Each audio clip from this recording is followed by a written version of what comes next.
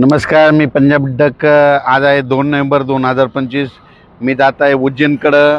तर पाहू शकता उज्जैनकडे जात आहे। या ठिकाणून महाराष्ट्रातल्या शेतकऱ्याला अंदाज देणार, कारण की काय झालं की राज्यामध्ये महाराष्ट्राकडे सध्या पाऊस चालू आहे। तर बऱ्याच शेतकऱ्याचे फोन आले की हा पाऊस कधीपर्यंत चालू राहणार आहे। तर महाराष्ट्रातल्या शेतकऱ्याला सांगू इच्छितो की आज 2 नोव्हेंबर, काही ठिकाणी 3 नोव्हेंबरपर्यंत पाऊस राहील, काही ठिकाणी 4 नोव्हेंबरपर्यंत पाऊस राहील, म्हणून हा अंदाज लक्षात घ्यायचा।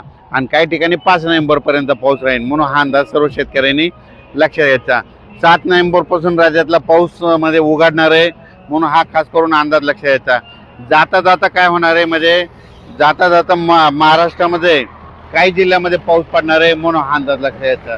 मग ते सांगायचं झालं तर मग त्याच्यामध्ये जाता जाता कोणत्या जिल्ह्यात जास्त पाऊस पडणार आहे, त्याच्यानंतर परभणी जिल्ह्यामध्ये, त्याच्यानंतर नांदेड जिल्ह्यामध्ये, त्याच्यानंतर हिंगोली जिल्ह्यामध्ये, बीड जिल्ह्यामध्ये, लातूर जिल्ह्यामध्ये, धाराशिव जिल्ह्यामध्ये, सोलापूर जिल्ह्यामध्ये, सातारा, सांगली ह्या पट्ट्यामध्ये,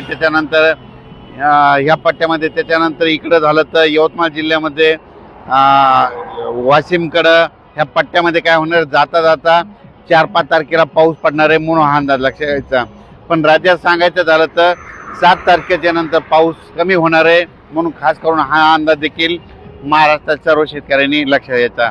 राज्यातल्या सर्व शेतकऱ्याला सांगू इच्छितो की राज्यामध्ये थंडी येणार आहे, पण ती कशी येणार आहे, तर बऱ्याच जणांना वाटतं की सगळीकडे एकदा येईल, पण थंडी तशी नाही येणार।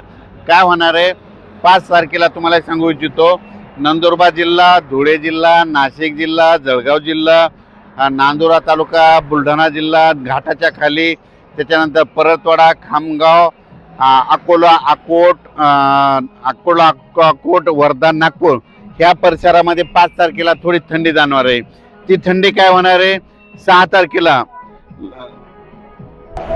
तारखेला ती थंडी काय होणार आहे, इकडं अहिल्यानगर, जुन्नर, आंबेगाव, त्यानंतर ओझर, त्याच्यानंतर इकडं संभाजीनगर, जालना जिल्हा, परभणी जिल्हा, त्याच्यानंतर हिंगोली जिल्हा, त्यानंतर वाशिम जिल्हा, अकोला जिल्हा, यवतमाळ जिल्हा ह्या पट्ट्यामध्ये 6 तारखेला थोडी थंडी जाणवणार।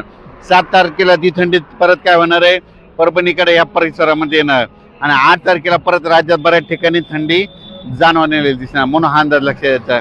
म्हणजे सांगायचं झालं तर राज्यामध्ये आणखीन फक्त मी म्हटलं होतं ना 4 तारखेपर्यंत राज्यात भाग बदलत विखुरलेला स्वरूपाचा पाऊस पडणार आहे, म्हणून हा अंदाज लक्षात घ्यायचा। म्हणजे 4 तारखेपर्यंत राज्य सर्वदूर नाही, फक्त विखुरलेल्या स्वरूपाचा पाऊस असणार आहे, म्हणून हा अंदाज लक्षात घ्यायचा। 7 तारखेनंतर राज्यातला बऱ्याच ठिकाणचा पाऊस निघून गेलेला दिसेल, म्हणून हा देखील अंदाज सर्व शेतकऱ्यांनी लक्षात घ्यायचा। आता याच्यानंतर 4, 5, 6 तारखेला राज्यात धुके देखील येईल, म्हणून हे देखील सर्व शेतकऱ्यांनी लक्षात घ्यायचं। ज्यांना कांदा पेरायचा असेल तर त्यांनी कांदा 5 तारखेच्या नंतर ते देखील टाकू शकता, हरभरा देखील पेरू शकतात, गहू देखील पेरू शकता, कारण की राज्यात आता शेवटचाच पाऊस आहे, आणि शेवटचा पाऊस जाता जाता काय होणार आहे, जाता जाता काही जिल्ह्याला मात्र झोडपून काढणार आहे, म्हणून हे अंदाज सर्व शेतकऱ्यांनी लक्षात घ्यायचा। अचानक वातावरणात बदल झाला, लगेच एक मेसेज दिला झाला आहे। धन्यवाद। आता हे जे पाऊस पडायला पहिलं काय झालं की मागचा ते पाऊस पडला 4-5 दिवसाखाली, म्हणजे ते एक चक्रीवादळ होतं, ते गेलं, ते निवांत झाल्यामुळं, पण त्याच्यानंतर काय झालं, ते अरबी समुद्रातलं जे चक्रीवादळ आहे त्याच्यामुळे राहिलेल्या भागात काय व्हायलंय, तिथं जे बाष्प आहे त्याच्यामुळे हे आता 2-3 दिवस राज्यामध्ये विखुरलेल्या स्वरूपाचा पाऊस पडला आहे, म्हणून हे लक्षात घ्यायचं। सर्वदूर पडणार नाही, काही भागाला सोडून देखील देणार आहे, म्हणून हा अंदाज लक्षात घ्यायचा। पण हा राज्यामध्ये म्हणजे आणखीन 4 तारखेपर्यंत दररोज वेगवेगळ्या भागात तुरळक ठिकाणी भाग बदलत विखुरलेल्या स्वरूपाचा पाऊस पडणार आहे, सर्वदूर काही पडणार नाही, म्हणून हा अंदाज लक्षात घ्यायचा। राज्यातला पाऊस 7 तारखेच्या नंतर निघून जाण्यास तयार होणार आहे, म्हणून हे देखील सर्व शेतकऱ्यांनी लक्षात घ्यायचं। अचानक वातावरण बदल झाला, लगेच एक मेसेज दिला जाईल। धन्यवाद।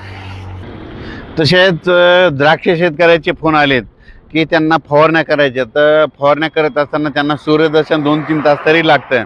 तर द्राक्ष शेतकऱ्याला सांगू इच्छितो की 4, 5, 6च्या दरम्यान, म्हणजे 4, 5, 6च्या दरम्यान 2-2, 3-3 तासाचं चांगलं सूर्यदर्शन होणार आहे, त्याच्यामुळे त्यामध्ये तुमच्या फवारण्या करू शकता। परत वीटभट्टीवाले शेतकऱ्याचे वीटभट्टी